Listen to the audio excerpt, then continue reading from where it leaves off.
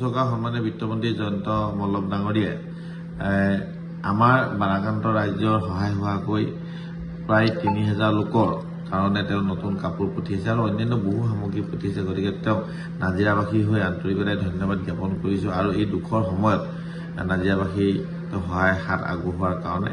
আৰু তেওঁ ইতিমধ্যে তেওঁ কৈছে যে বাৰাকান্ত ৰাইজৰ সহায় হোৱাকৈ তেওঁ আৰু 10 লাখ মান টকা তেওঁ পঠিয়াব, যিখিনি পইচাৰে আমি বাৰাকান্ত ৰাইজক যাতে আৰু সহায় সহযোগিতা আগবঢ়াব পাৰোঁ।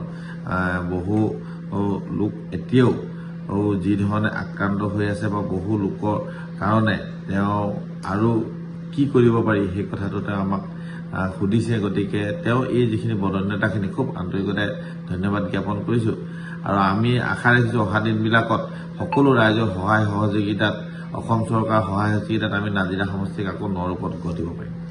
যিহেতু যিখিনি নতুন কাপোৰ পঠাইছে এই কাপোৰখিনি নাজিৰা সমষ্টিৰ বাহিৰে উপকৃত হ'ব পাৰিবনে? যথেষ্ট হ'ব, উপকৃত নিশ্চিতভাৱে।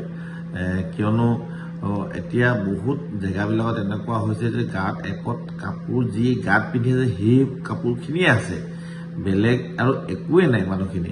এই সময়খিনিত এই কাপোৰখিনি যথেষ্টখিনি আমাৰ ৰাইজৰ কাৰণে সহায় হ'ব।